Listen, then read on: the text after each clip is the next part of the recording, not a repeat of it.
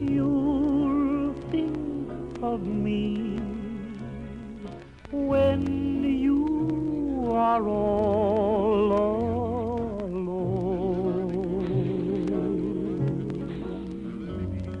Maybe the one who is waiting for you will prove untrue.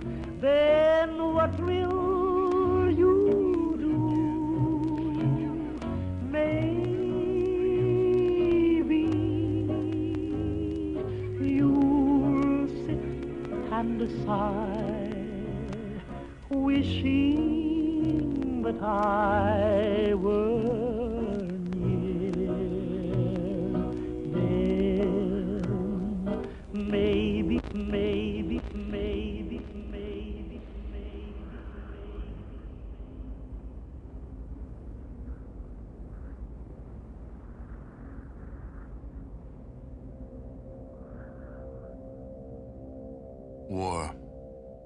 War never changes. The Romans waged war to gather slaves and wealth. Spain built an empire from its lust for gold and territory. Hitler shaped a battered Germany into an economic superpower. But war never changes. In the 21st century, war was still waged over the resources that could be acquired. Only this time, the spoils of war were also its weapons: petroleum and uranium. For these resources, China would invade Alaska, the US would annex Canada, and the European Commonwealth would dissolve into quarreling, bickering nation-states bent on controlling the last remaining resources on Earth. In 2077, the storm of World War had come again. In 2 brief hours, most of the planet was reduced to cinders. And from the ashes of nuclear devastation, a new civilization would struggle to arise. A few were able to reach the relative safety of the large underground vaults. Your family was part of that group that entered Vault 13.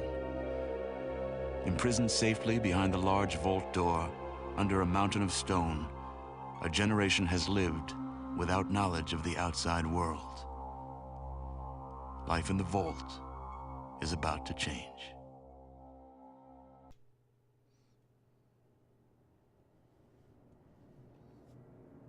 Hello there, everyone.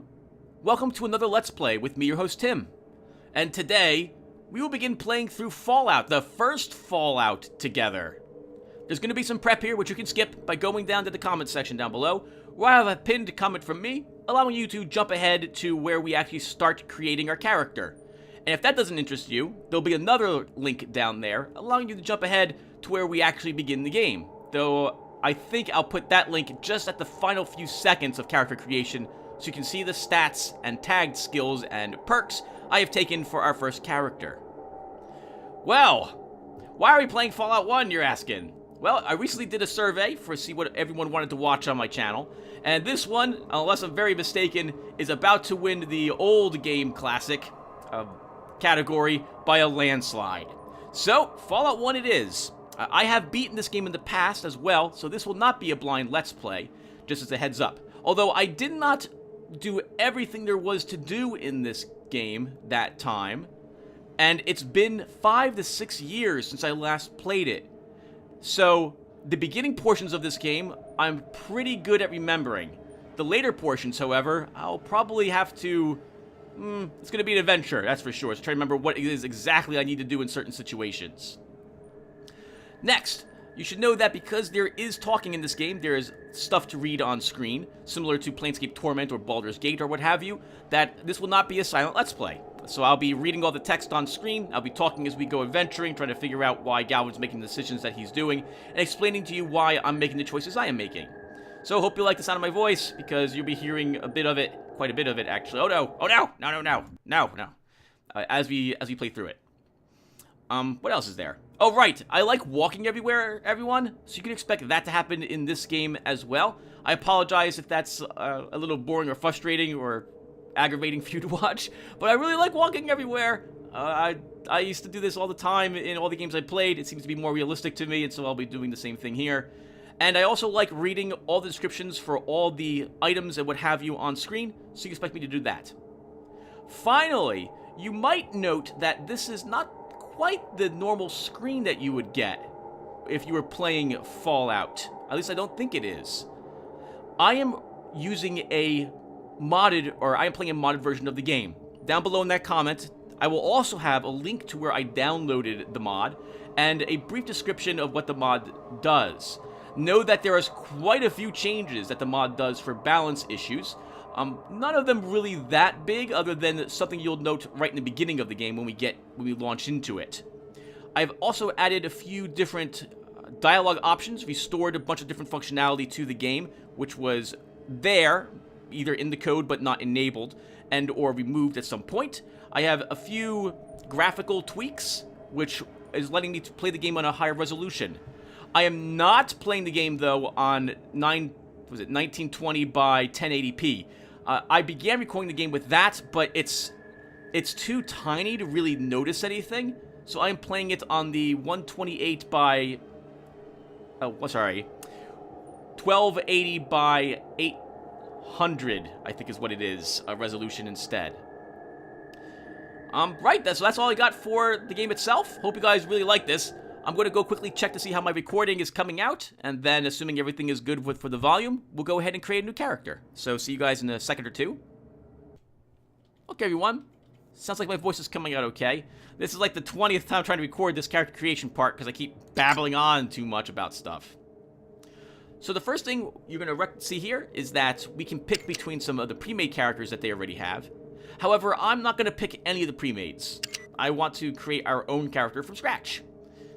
I believe in this modded version of the game, the pre-made characters also start with some extra equipment to make it more attractive to pick one of them to start and play through the game with them. But I'm not going to do so. Let's go ahead and create ourselves a new character from scratch. Now, there's no way around it, unfortunately. I'm going to have to cover this in some detail, so this will probably take me about 10, maybe 15 minutes tops. So, again, that second link down there in the comment section will jump you ahead to where I'm happy with my character. I'll wait a few seconds so you can take a look at the character, pause the game, and see what I've taken, and then we'll be good to go. Otherwise, let's begin talking about the character creation thing here. So, the first thing we want to do is we want to name our character. If you forget to name your character, I think you get the name Unknown or Anonymous. Just a heads up. Or, oh, it might be None. You might actually just have the name None. That's kind of funny. We'll name our character Galvin. We can select an age. You can't go below, I think, 18, and I don't think you go higher than 35. We're going to go ahead and make our character 32 years of age. I'd like to actually pick the age I am, but unfortunately, it can't go that high, so let's pick 32. You can pick between a male and a female character. I'm a guy, so I'll be playing a guy. To my knowledge, the only thing in this game it affects is the graphic on screen, and people will refer to you as a girl or a guy, depending upon if you select a girl or guy. I think it was the second game that added a bunch of different conversation trees, depending upon the sex you were. In particular, if you were a girl, you had the option of sleeping with a few people in order to get better prices and the like. I thought that was really interesting. I like that they added stuff like that to actually make a difference between the sexes. These right here are our status, our in-game status. Our hit points, our minimum and maximum. That reaches 0, we're dead. These will highlight as you become affected by these things. Just know that you never want to see any of these light up at all. If they do, you want to see a doctor as soon as possible. These are our character's stats, and over here are our skills.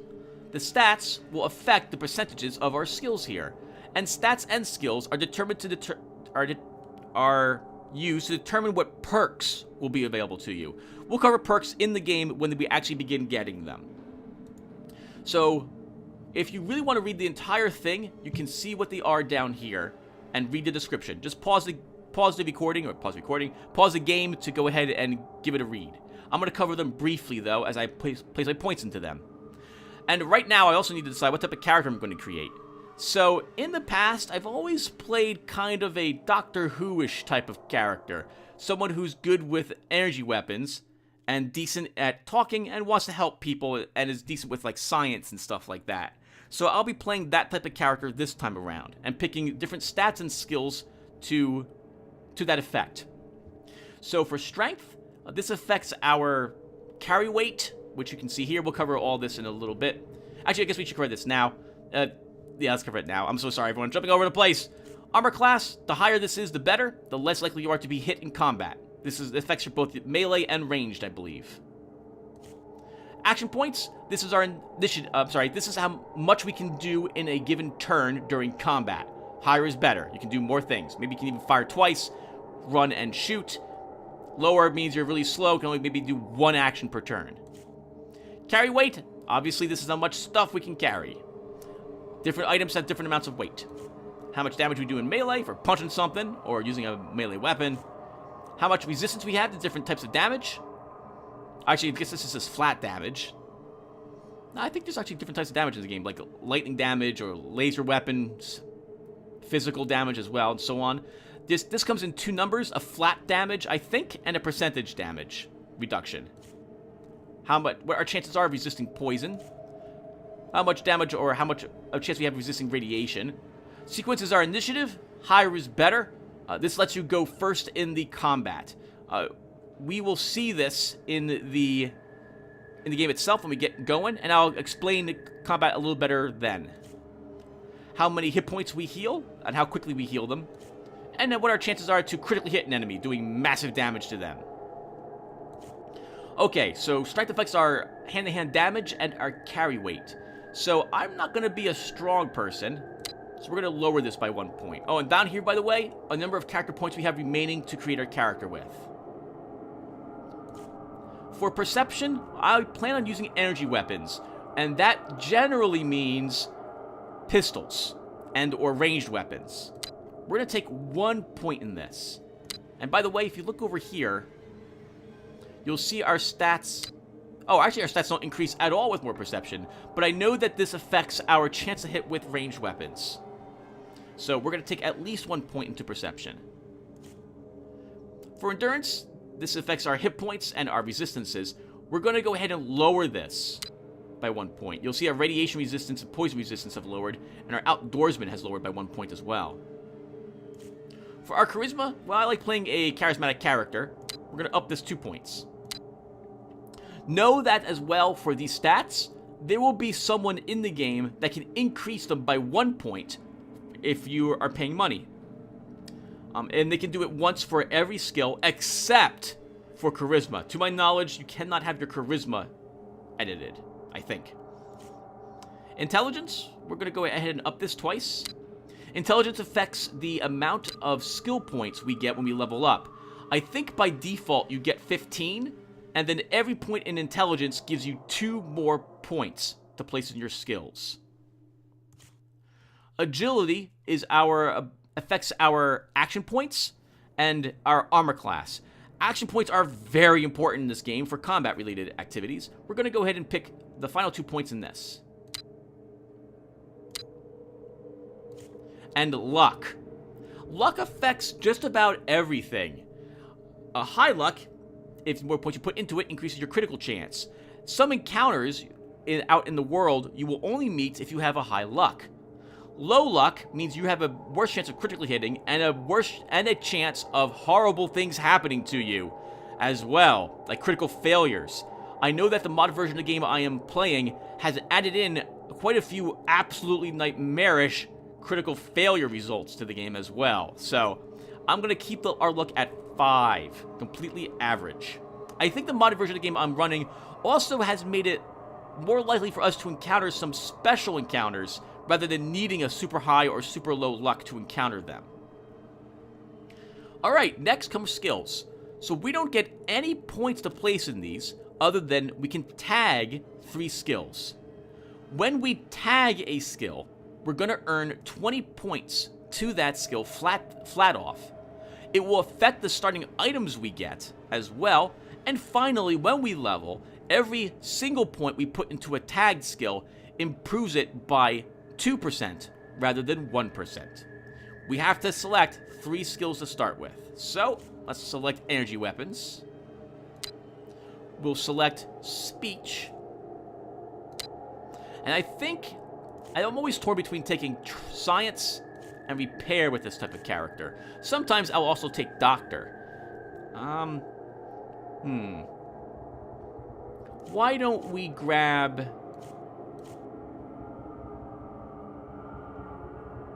Why don't we grab science? Done. Now, some of these skills, you'll find books in the world, and you can read these books over and over again to give yourself a percentage increase. It's like a 1 to 3%, might be a little more, might be a little less. The higher your skill, the less the books will give you any knowledge about. And finally, at some point, I believe they'll also stop giving you any points in it.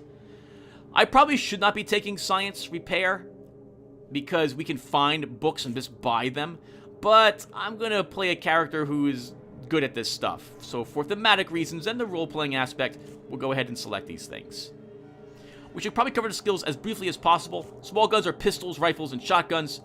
Big guns are miniguns, rocket launchers, plasma cannons, flamethrowers. Well, actually, no, plasma cannons, I'm sorry, are energy weapons. Energy weapons are also laser pistols, laser rifles, etc., etc. Unarmed, as you can see, it's unarmed combat. That's going to be punching things with your fist, and we're using, I think, brass knuckles and the like. Melee weapons are knives, clubs, swords, etc. Throwing are grenades and throwing daggers, spears as well. I think you might be able to throw them. First aid is your ability to heal your wounds without requiring a doctor's bag. It also is basically just putting band-aids on, antiseptic, etc., etc. So anything not critical. Doctors, all critical related injuries, treating broken bones, etc.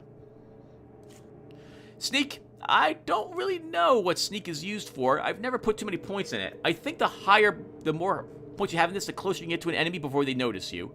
Useful for trying to get the first attack off on an enemy. Lockpick, obviously, lets you pick locks. Steal lets you steal stuff off of people. This is pickpocketing, basically. Traps lets you find and disarm traps. Traps have been made stronger in this game. They do a significantly more amounts of damage. In the original game, a mod version of this game, traps were only in 2 or 3 places, and you could suffer through them and just use a bunch of healing items to get around them. They are now much more deadly, to my knowledge. Science is our ability to determine what stuff is out there for sciencey things. We can use this to get some information about various objects in the world. Repair is used to fix those things that science tells you about. Speech is our ability to get people to do what we want. Sometimes we'll only get conversation options if our speech is high, and sometimes as well, a high speech will reduce prices or get people to join our team. You're able to have a certain amount of people on your squad, as it were. We'll cover that when we begin picking up people in game. Barter affects all of our expenses when we purchase stuff and sell stuff. What the odds are that we'll be able to get a good deal.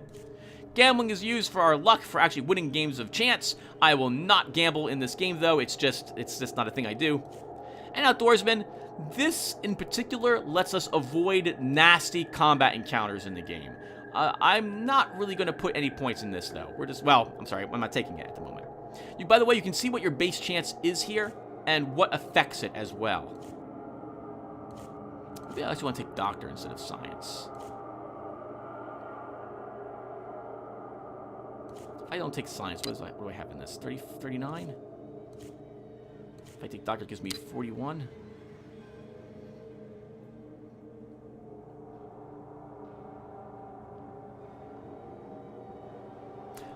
Sure, we'll actually try... Oh... No, we'll take science after all. We'll take science. Okay, next we have optional traits. You don't have to pick any of these. Almost all of these have a positive and a negative effect, with the exception of Bloody Mess, which is only a neutral effect. So, I'm not going to cover all of these, because it would take me another 5 to 10 minutes. Let's just say really quickly that Bloody Mess just makes it so that people die in horrible ways around you. If a creature can die in a very gruesome way, it will do so. I believe this also affects the very, very, very end as well, because I think the final boss in the game dies in a spectacular way if you have Bloody Mess, I think. You also have Skilled and Gifted. These are two skills I want to cover really quickly. In the past, or I believe according to various people everywhere, Gifted is an amazing talent to take.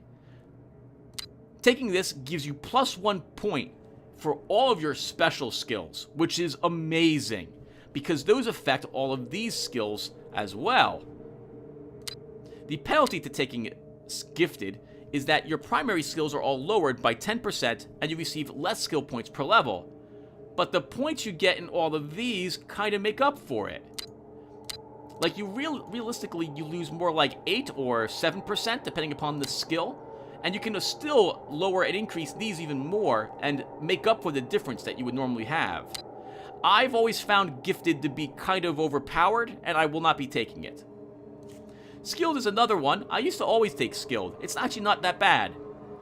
It gives you 10% to all your skills, and it gives you an extra 5% per skill level. Every time you level. However, you only gain a perk every 4th level instead of every 3rd normally. I generally really like Skilled, though.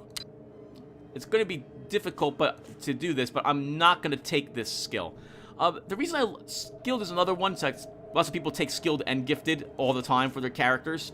Skilled counteracts the really negative aspect of Gifted, so basically you get +1 point, and you get a perk every 4th level for these. It's really kind of broken, in all honesty. I'm not going to go ahead and do that, though. For perks, the penalty isn't that bad, because maximum level is like level 20, so really you're going to be earning 5 perks instead of like 6 or 7 perks in the game. And while they're good, they're not necessarily game-breaking. So instead, we're going to be going over here and picking these two skills. Small frame gives us +1 point in agility, but we carry less weight. Our carry weight is reduced. So we lose 40 points of carry weight because of small frame. However, +1 agility is fantastic and will bump us up to 9 action points. We're also going to grab one-hander. Because our strength is already low, we will have difficulty using any large weapons. We will probably not be using any, like, shotgun, because they require... Oh, right. Weapons require a certain amount of strength to wield them effectively. So shotguns, rifles, Gatling lasers, plasma cannons, flamethrowers, we do not have the strength to accurately wield these weapons anyway. So this makes up for that fact that I'm not going to be using those weapons, and gives me an extra 20% to hit with all single-handed weapons. This includes melee and unarmed, and also pistols. So this is the character we will be playing throughout this adventure. Let's go ahead and get into the game. Oh, right, we're going to have the intro cutscene, then I'm going to double check to make sure everything's coming out okay, and then we'll probably play for like another 30 minutes or so. So let's get going.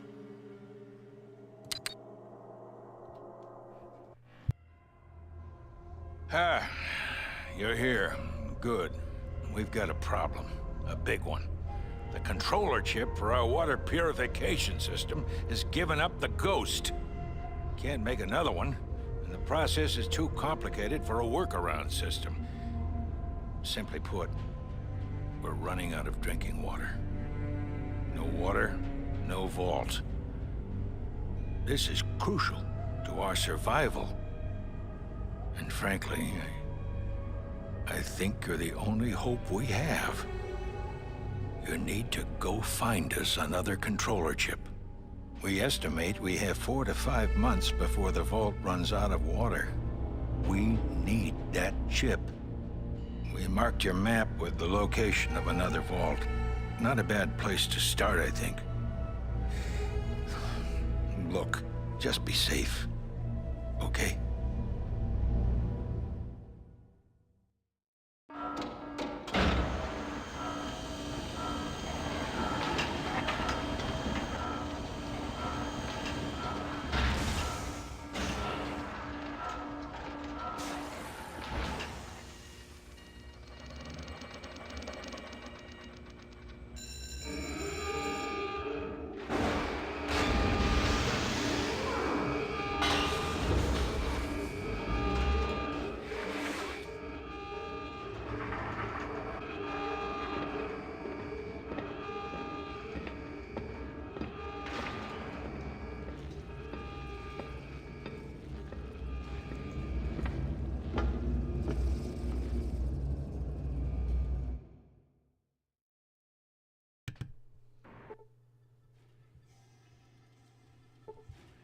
everyone, welcome to the game itself.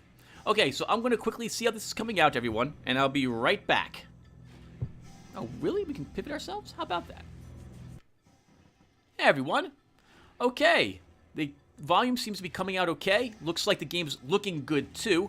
Let's go ahead and cover a few more odds and ends before we get going. Oh, right. And here's my character in case you skipped over the character creation, in which case I brought you to the video really fast. You can see my stat lists over here. If you played the game before, you might not have cared what I created. You can probably get the gist of it by just looking at my stats, my skills, and my traits. If you did skip everything, know that I didn't pick skilled and gifted because I find that to be really powerful. Trivializes a little bit of the game. Not saying you shouldn't do it. You know, it's fine, but I don't want to play that type of character. Okay, so our inventory. We've gained some items. That was a weird way to say we. Based on the skills we tagged. In particular, we have a laser pistol here, which was not part of the original Fallout here. It turned out that the mod has restored some of the items which weren't linked properly to tag skills, and decided to balance the game a little bit better to make different types of skills more attractive to taking. Now, I've always played this type of character when I've played through Fallout, not always, but this tends to be my favorite type of character to play through Fallout with. And so getting a laser pistol this early is amazing. So we'll cover the laser pistol, why it's so amazing. Let's go ahead and begin reading all this stuff. And by the way, down there in the comment section, there might even be a third link allowing you to jump ahead to where we actually start walking around, in case you already know all the stats of this stuff and don't care about the item descriptions or what have you. So first off, we have whatever this is. What is this? Mentats, a pillbox of powerful, mind-altering drugs. Increases memory-related functions and speeds other mental processes. Highly addictive. Drugs in the original Fallout series are significantly more dangerous to get addicted to than they were in the new Fallout series. I think in the new Fallout, maybe you lose a stat, maybe a few percentage points, and you didn't particularly care. You could get it cured anyway by going to a doctor and saying, I'm addicted to something, please cure my addiction. In this game, it is nowhere near as easy to become less dependent on drugs if you get addicted to them. And the stats it affects are crippling penalties if you're trying to kick the habit by not taking them. You suffer massive amounts of percentage skill loss and stat decreases. It is really, really bad. As such, you should probably expect me to use the mentats as a form of currency rather than actually using them. But I believe they increase your intelligence, I want to say by 2 points if you take them. And they might give you a little, well actually I think that's the only thing it does, by 2 or 3 points. That also gives you the, as well, bonus over in your skills, because your intelligence has increased somewhat. Also, if you're unfamiliar with the name Mentat, that's from the Dune series. They were the people who, basically the advisors, chief strategists for the different houses, so that their leaders could make good decisions. They're highly advanced people who thought, basically, sat around and thought about how to win battles or wars, tried to feel out how their opponents would make decisions and stuff like that. So, great name for a batch of pills. Small energy cells. A small self-contained energy storage unit, it weighs 3 pounds. Energy cells do weigh a significant amount compared to other types of ammo. This is going to be a big penalty for our character who can't carry as much. Hopefully we'll be killing things quickly, though, and not need to worry about it as much. Laser pistol. A Watts 1000 laser pistol, civilian model, so the wattage is lower than military or police versions. Uses small energy cells. Minimum strength of 3 in order to wield it. Has 12 of 12 shots of small energy cells in it, and it weighs 7 pounds total. So, the laser pistol. Notice, take a look at our damage currently. The laser pistol is an amazing weapon to get this early in the game. It does incredible amounts of damage. 10 through 22 at 35 range. That is incredible. Honestly, this is perhaps this is a really fantastic weapon to start with. In the original Fallout, you didn't get a laser pistol until right around like the halfway point of the game, if I recall correctly. In fact, you get a more powerful damaging weapon, the plasma pistol. There's a chance to discover that earlier than the laser pistol. So getting this early is actually really fantastic. It's balanced very well, I think, by the fact they only give you 40 small energy cells. If we were to use this against everything we encounter, we would not be prepared to fight anything particularly nasty that we might come across. So I like that they give this to you, and it makes you want to use it, and benefits you for tagging energy weapons early. Normally, energy weapons is a late game skill to tag. Same thing with big weapons. We have a water flask, a container, also called a canteen, designed for the holding and preservation of water or other liquids. Before the Great War, these were commonly used by hikers, campers, soldiers, and workers in the field. You can pick up a few flasks here and there. I don't actually know what they're used for, maybe just for trading, but I usually like having one on me at all times, just for thematic reasons. We have some flares. These create light for a short period of time. The paper is a little worn, but otherwise it is in good condition. Twist the top to activate it. When we fight in darkened areas, as we are here, our accuracy is significantly lowered for anything which isn't right up immediately against us. Throwing flares forward or leaving them on the ground when creatures begin walking over them won't highlight them, but it makes them easier to hit with ranged weapons. These are really useful. They're also, they only weigh 1 pound each, so you can probably trade these for some caps too. Stim packs, or stimulation delivery packages, are handheld portable healing units that consist of a syringe for containing and delivering the medication and a gauge for measuring the status of the stim pack's contents. When injected, it provides immediate healing of medium wounds and minor tissue damage. No side effects. I believe in the new Fallouts, it was optional if you wanted the stim packs to heal you immediately or heal you over time. We also have 10mm jacketed hollow points. These are bullets for our pistol, which is down a little bit more in our inventory. The game featured jacketed hollow points and armor-piercing rounds. I don't know if the mod fixed it, but armor-piercing rounds actually didn't do any armor-piercing damage at all. In fact, they were basically just these, but more expensive to purchase, I think. So, there is that. I think the mod might have fixed it, but I'm not quite sure. And finally, we have our 10mm pistol. A Colt 6520, 10mm auto-loading pistol. Each pull of the trigger will automatically reload the firearm until the magazine is empty. Single shot only, using the powerful 10mm round. Requires a strength of 3, it has 12 of 12 shots of 10mm jacketed hollow point in it, and weighs 4 pounds. Okay, well, that's all of our current equipment. Holding down shift in this mod will highlight things you can actually interact with. In this case, this corpse. Let's take a look at it really fast. You see Ed. Ed's dead. If you look down here, when you examine an item, the description will show up. Ed has some hollow point rounds for a pistol or other weapon that accepts them, and a knife. A sharp-bladed cutting and stabbing weapon. Minimum strength of 2.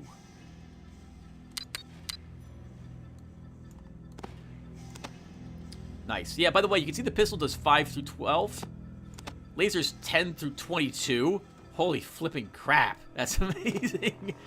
Well, and our knife only does 1 through 7, but we'll be sticking with the knife at least to start with, because this area is infested with rats.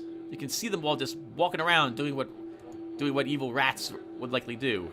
Oh my goodness, look at this place. So, because the mod added in the ability for us to hold down shift to automatically see things, this will save us some amount of time, because anything that we can pick up, I think, will highlight. So we don't have to actually scour every corner for the pixels we need to click on to pick up the items that we can otherwise acquire.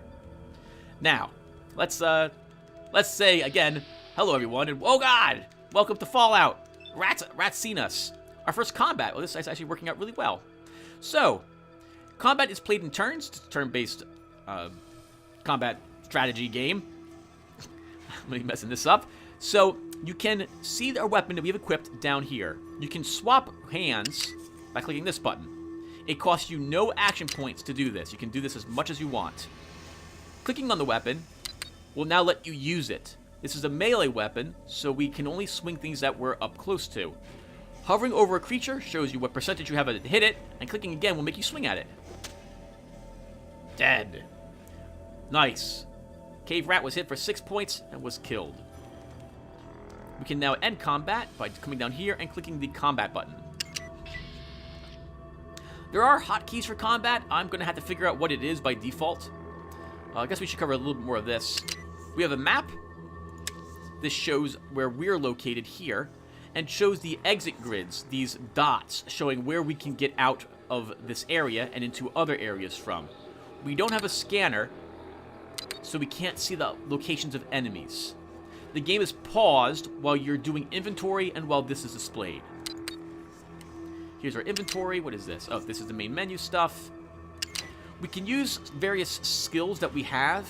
Not all of them can be accessed this way, but these are things we can use in the world to examine things, heal ourselves, disarm traps, etc., etc. This brings up our character. This is our Pip-Boy, showing our current date, how many days we have left to get the chip. We can see our status of any quests that we have to do.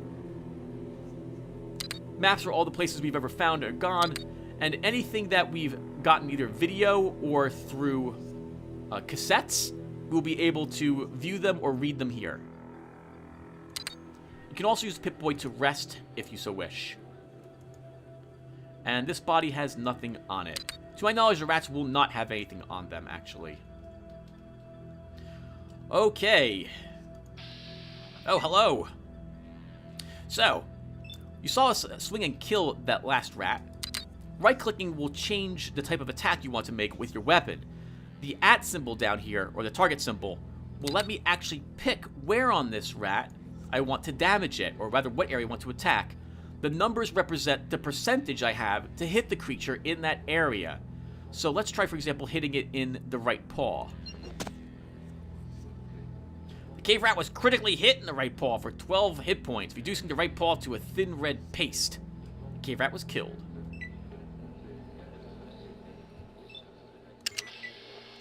You can swing or thrust with melee weapons. To my knowledge, there is no difference. And down here, it also shows you the amount of action points it takes to actually perform the attack with that weapon. Now, you'll note that we're going last all the time so far. This is because we've entered into a hostile creature's vision, or aggro range, and it immediately decides to activate and attack us. The bad news is that if this creature had a range attack, it would have shot at us before we got a chance to do anything, and we'd be sitting here with a low armor class because of it. The good news, though, is that the creature already has gone its turn. We will make our turn, and then afterwards, I should just say after this first round where the enemy began, we then go into our proper initiative order. Because we have a higher sequence than the rats, what this means is that we're going to get a full second turn before the rat will get its second turn, letting us swing at it basically 6 times if we wished. Oh! You critically missed and lost your next turn. You were hit for 3 damage. Ooh, that's really bad. Okay, so in that is... Wow, okay. That's actually kind of awesome that that happened. So we took a critical hit. Thankfully... Well, I'm sorry. We missed critically, so we rolled a 1 on our chance to hit.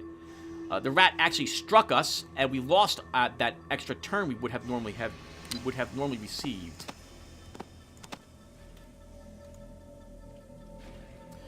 Okay, so, oof, that sucked. I'm going to pretend here, or rather Galvin, is probably interested in practicing any combat-related abilities he has. Because if he can't bring himself to kill rats, there's no way he's going to be able to survive out there in the world. Gotcha. Oh, another creature saw us? It did not.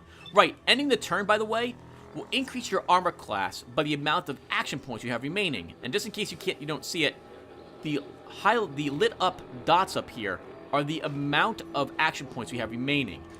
Walking here, well, for example, that will take 1 action point to move 1 hex. There's 2, for example, to move 2 spaces, etc. Let's just end combat. Assuming we don't get another critical miss, I always want the rats to initiate combat with me, so I can take 2 turns to try to kill them.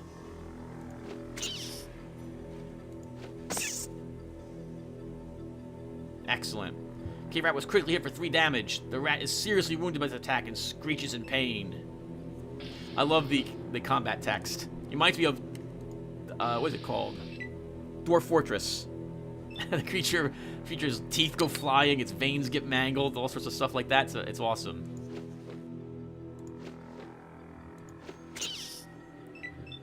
Now, that was perfect, because that shows that we've actually had an entire turn elapse, but we're going before the rat now. However, if we end our turn this close to the rat, it will get a chance to attack us. Nice. Killed it, though, so we didn't have to worry about it. It is by far better in this game, combat-wise, to never let the creature actually be able to hit you. Run around corners to avoid being hit. Try to move away so that the creatures can't actually make a melee attack against you. And there are no more creatures in this area. While you're in combat, all creatures get highlighted with that red outline, helping you see where they're located. Items in this game do not have any durability to my knowledge either, so this knife can be our knife forever if we so desire it. And weapons don't degrade. I believe in the new games you had to constantly keep them up to date. I actually like the maintenance aspect of the new Fallouts very much. It actually forces you to spend your caps on maintaining your gear, and makes you worry and hopefully find better gear in better condition, etc., etc. Alright, so Galvin's hopefully feeling a little bit better here. We're going to kill all the rats in this cave as well. Galvin needs to practice. And in addition to that, they're worth 25 experience each. These are the easiest creatures for us to kill. Die! Rat! Aha!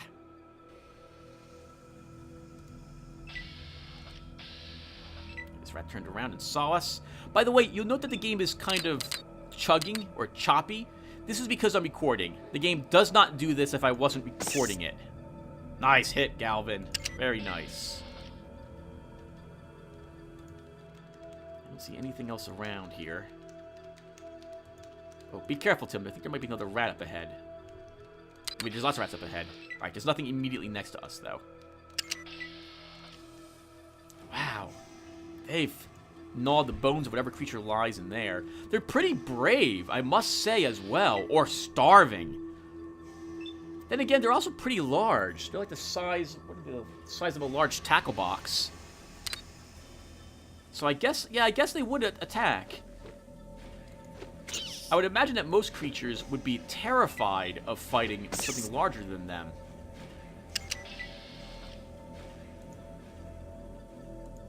Galvin needs all the practice he can get, so we're going to clear this place out. Creatures, to my knowledge, do not respawn in this game, if I recall correctly. If for areas that you walk into. They will respawn for, well, random encounters you can get multiple times. Good work, Galvin. I tend not to make targeted attacks in the game until my hit chance is higher with the weapons I am using. Bring it! Get you. Wow, Gal, you're doing fantastic. 7 damage quite often. Kill you on top of your brother. Maybe.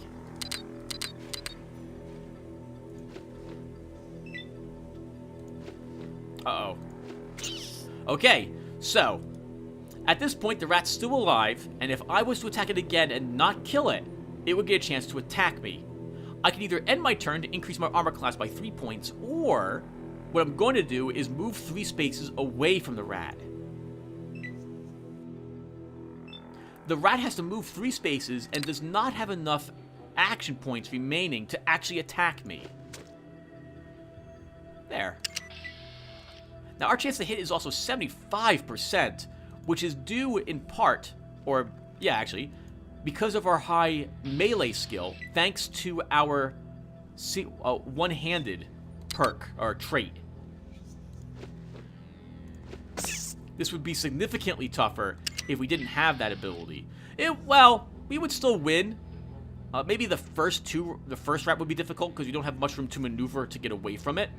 but we would only be hitting it with like a 55% chance to hit, rather than the 76%.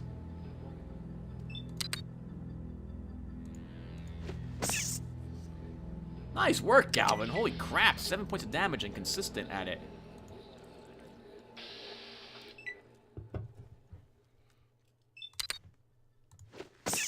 Kill you as well. 2 more rats in this area. So why bother killing all the rats when they're just worth 25 experience points, you're probably asking. Well, this is the amount of experience points we currently have earned, and this is the amount we need to level up. We've already got 400 experience points for just hacking at these rats. In fact, there's enough rats in this chamber to give you half your first level. It's amazing. It's good practice, and if you can't kill these rats... Wow, we missed 3 76% chances in a row. There we go. Then you're going to have to struggle in the game when it comes to... Well, maybe not. Maybe not. Depends on what abilities you picked. For the Fallout series or games like this, although I like having characters who are not...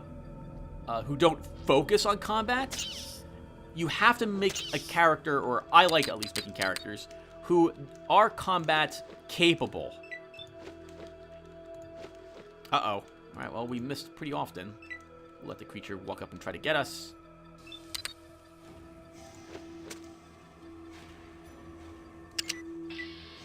Nice. Excellent work, Galvin. 25 more experience points. I see the rat around the corner over there. We'll go get it. Coming for you. Oop, that's a little too close. No, it's not.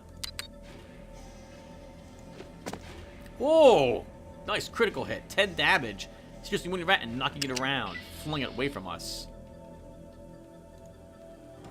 I did see one more rat down here as well. There he is. Alright, let's get this one dead too. Not too close, though.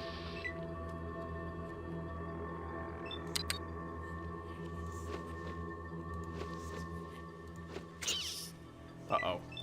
1 point damage only. We should be able to get it, though.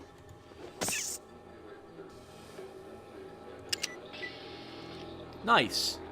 And that was the rats. We've cleared out the entire cave system and gained half a level to boot. I believe in this game, you don't even have to make a combat-oriented character at all if you don't want to. I think it's completely doable. Oh, hello. To the west, you can see stars and an open sky. For the first time in your life, you are looking at the outside world. Some bones out here, too. You see bones. We can't interact with it. You think these might be horned kangaroo bones, but you cannot be sure. They are too weathered to make a final determination. You see an exit grid. You didn't learn about exit grids in your vault. Sounds scary. Yes, indeed it does. Now, we took a hit. We lost 3 hit points. Let's see if we're lucky enough to use first aid to heal ourselves. You can critically fail these as well, in which case we may injure ourselves by failing the first aid. We didn't heal anything. Let's try it again.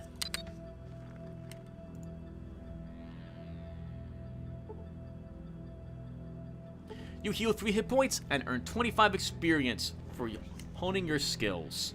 Yep, all these skills that you can use successfully will give you some points. Doctor, I think maybe lockpick does, etc., etc. So I really like that it encourages you to use the abilities that you decided to take. Alright, let's save the game. Because we could die now. We're about to head out into the world for the first time. The random encounters out here can be particularly nasty. We could die before we even get very far in the game whatsoever. And as a heads up, the way I plan to play the game is that I'm for the most part going to attempt to not save scum through the game.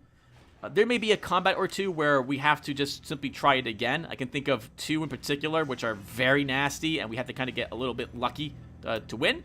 But for the most part, I will accept whatever happens to us, even if that means a stat decrease. That will make it really difficult, though. Alright, let's go ahead and head on out. Whoa. Alright, everybody, this is our world map. The areas you have actually walked into will be, how do I say this? Will be brightly lit up. This triangle represents where we're currently located, and I can click on it to actually re-enter into the vault cave chamber outside. Areas that are around you, but you have not actually walked in, will be visible, but kind of grayed out a little. Areas we have never stepped into are dark. You can click one of these buttons to immediately begin walking to that area, and these are all the locations we have not found. We can swap between the town and world by pressing this button if we don't want to walk over here and click on that instead. Well, the only place we know of to go to would be Vault 15. Let's begin heading toward it. Different types of terrain will slow you down. Right now we're going through a mountainous area, so that's why it's a little slower. When we reach open terrain, it should speed up a bit for us. There we go. Oh, hello. What is this? Stop. Some sort of town on the way, or structure, or something of import. Let's go ahead and see what this is. Welcome to Shady Sands, stranger. Please holster that weapon while you are here. Oh, God. They got the pistol instead of the dagger? Right, let's put the dagger away. We'll take out the... We'll equip ourselves a stim pack. And shoot that away. Yeah, people react differently to you if you have a weapon in your hand than if you don't. Oh, hello, little kid. Look at you running around waving your arms like a crazy kid. Alright, well, let's give a talking to this person. Good day. I am called Seth. How can I help you? I'd like some information. Information? What do you want to know about? What is this place? Oh, Shady Sands. It's a peaceful community. We have our own irrigation system, so we can grow our own food. If we were not plagued with raiders and rad scorpions, we would have no problems.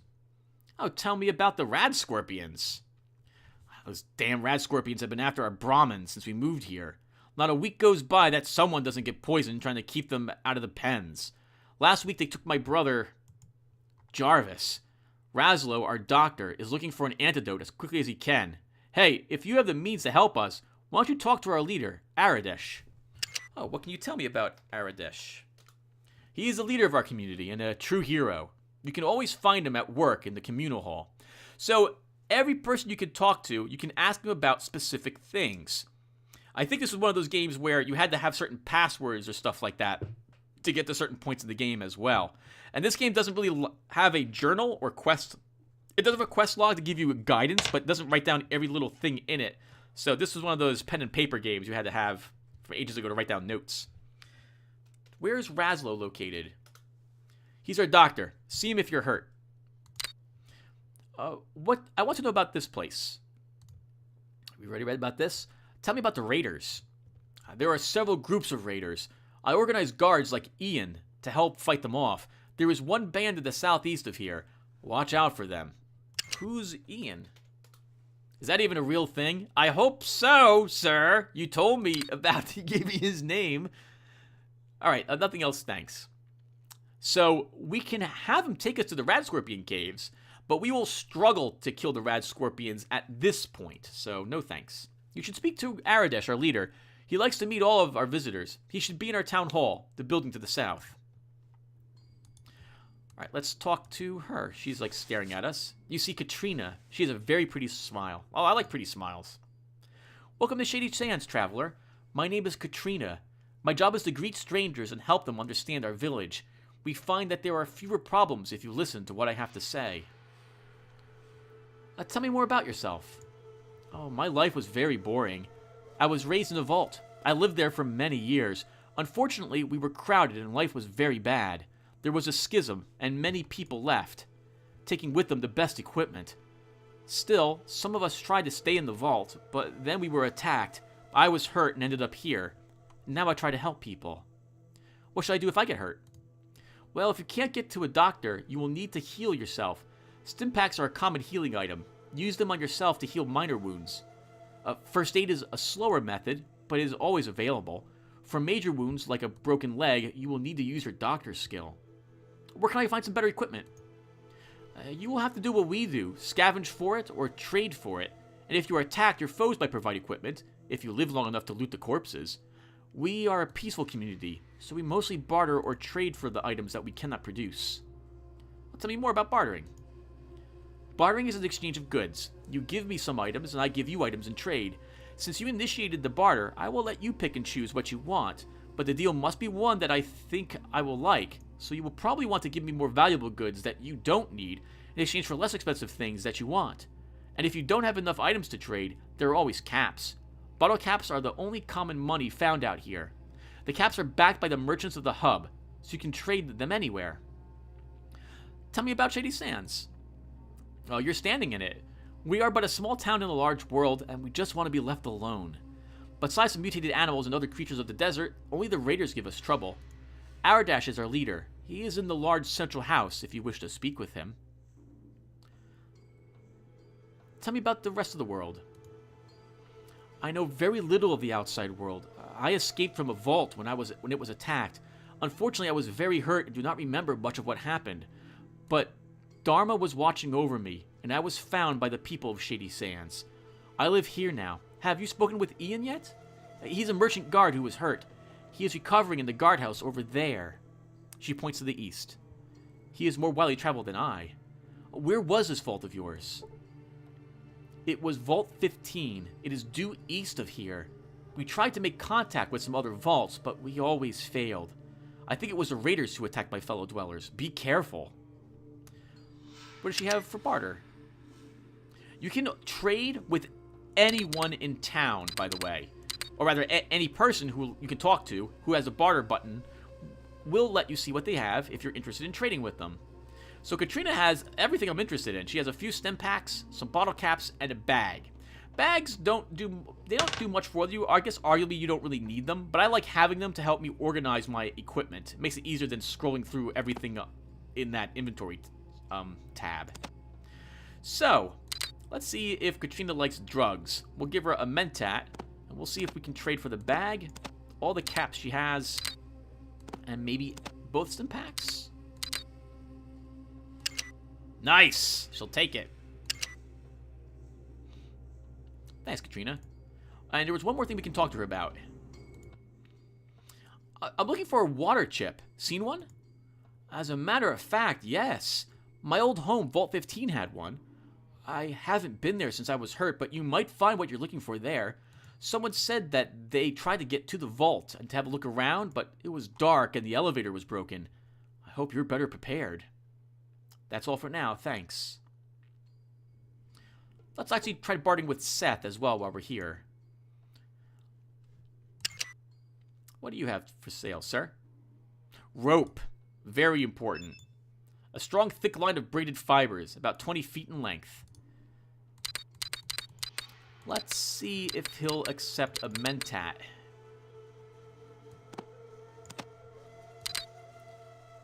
For all those caps. And the rope. Oh, wow, that's actually a fantastic deal for him. Let's actually change then, and let's give him the armor-piercing rounds. Is this good? He'll take it. Awesome. Alright, everyone. That will do it for this part of the video, or rather for this video itself. When we come back, we'll explore the remnants? We'll explore the rest of Shady Sands. And then I think we'll probably try to do those rad scorpions. We should be able to handle them, assuming that I'm able to get some help with that. Alright, everyone, well, that's going to do it for this one. Thank you guys for watching. Hope you like it, and I'll see everyone in the next one. Take care, everyone.